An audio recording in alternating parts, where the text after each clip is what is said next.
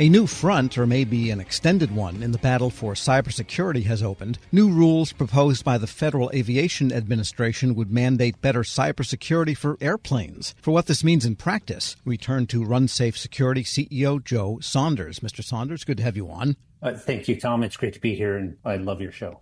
Well, thank you. And what is cybersecurity with respect to airplanes? I guess the obvious answer is all of the communication between the airplane and ground radar and the towers and all of that. But there's more to it than that, isn't there? There is more to it to that, and I think it gets to airworthiness, it gets to safety. It's not just technology, it's not just cybersecurity, but it's, ensuring safety and airworthiness of aircraft. And so, as you say, all those components and all those, systems communicate, and even there's, communication within an aircraft, and it's the extension of all that communication that puts aviation systems at risk of cyber attack.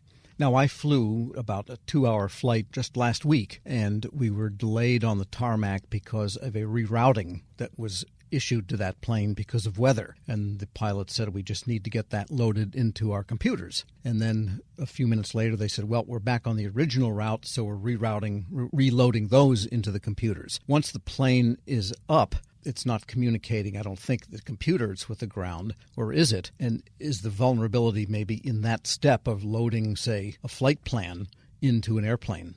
Well, there's multiple points of vulnerability and exposure. It does get to communication. So if you think about mobility, you think about communications within an aircraft, you think about, knowing the location of an aircraft and that signal. There are dozens of signals that result in some kind of form of communication, whether within an aircraft or between ground systems and airplanes in general. So whether it's through the software supply chain or through the communications ports, if you will, all of those create attack surface and give an access point. And once there's access, even if it's not an ongoing communication, such as, reloading the route or what have you, if there's already access and there's some kind of exploit inside a system, then it doesn't matter if it's, currently communicating or not. That exploit could execute at some point in the future as a result of that. And so I think that's why, in part, the FAA is so concerned, is the software supply chains have gotten more complex, and also the connectivity of aircraft and communication systems, in the whole ecosystem have gotten, more robust, but also makes systems available for compromise in the first place. Yeah, a modern airliner has all of these buses, right? The wiring is almost unbelievably complex. Is it accurate to say that because all of those signals operating the plane in every detail throughout its flight and before and after its flight, I guess on the ground for that matter, where there's a lot of danger, then because it's ultimately on one network, even though they have multiple networks doing separate functions, in effect, one could get to the other with a good hacking? Yeah, and specifically the data bus. So picking up on exactly what you say, the data bus itself is what communicates between systems. And that's a particularly interesting place for hackers to look, because you can not only see signals between devices within an aircraft, but you can also intercept them and do things with them. And so, I think the data bus is a particularly exposed and important critical piece for airworthiness. But then, as you suggest, all those devices connected could become vulnerable as well, because you can go from one system to the next with a few hop, skips, and jumps in the cyber world. We're speaking with Joe Saunders. He's CEO of RunSafe Security. And having looked at this proposed rules, which are just out now, does this get to that issue? And what is it asking of whom? Is it the operators of planes? Is it manufacturers of planes? All of the above to ensure airworthiness from a cyber sense?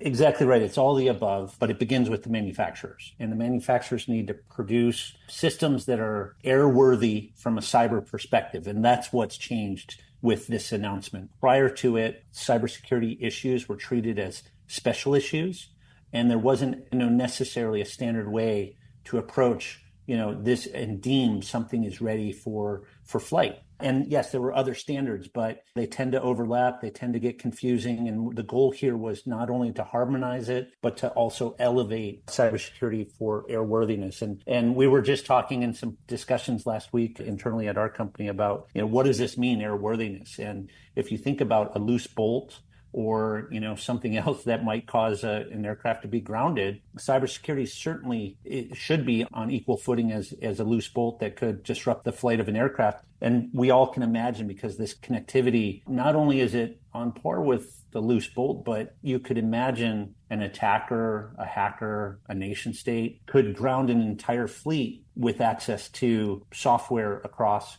all planes. And so cybersecurity is a critical aspect. It is worthy of airworthiness. And certainly, I think this is a great move by the Biden administration and the FAA to add cybersecurity as airworthiness. Yeah, the possibilities could be to ground a fleet by just rendering planes inoperable because of an attack. That would be worse than a bad update, from a known vendor. Or it could maybe make engines turn off mid-flight or that kind of thing. Yeah, imagine any of those malicious things happening, and a nefarious action from a bad actor could result in any of that. But the goal of airworthiness is to prevent that. And, picking up on your previous question, yes, the manufacturer is responsible for airworthiness, but they're also responsible for giving the operator instructions to, continue to maintain airworthiness. And that's where I think there could be some room for some improvement in that, imagine if a software bug is found after the system was turned over to the operator and after those instructions were already provided. There is an opening there. And as one thing we've seen in the software world is software bugs emerge and bad actors find them, and they find them,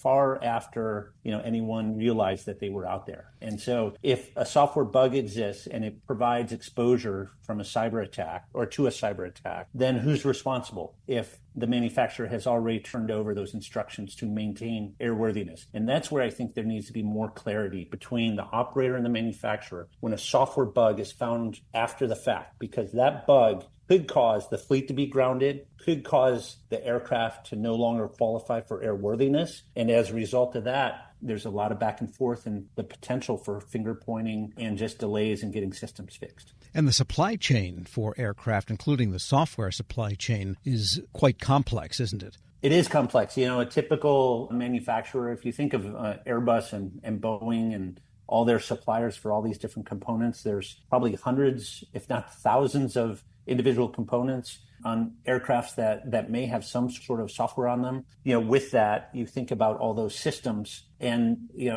just on top of that, not only is there proprietary software that some companies might be writing for specialized services, but there are also open source software components that get included in these software bills of material that get delivered on these aircraft. And, I believe open source software can be very, very secure.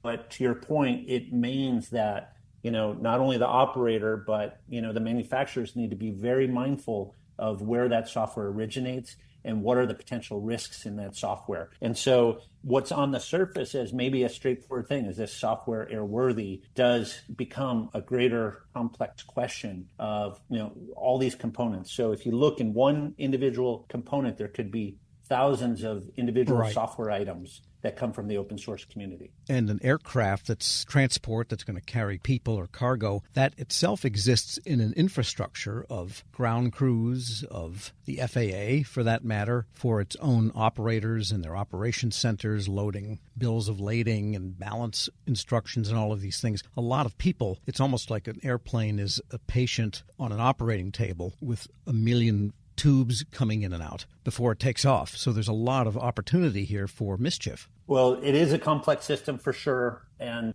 having a good standard approach to assessing airworthiness, for that reason, clarifying the rules, it's hard enough to understand all these individual components, but clarifying the rules, harmonizing the rules, making it clear it's that important for it to qualify as something that affects airworthiness.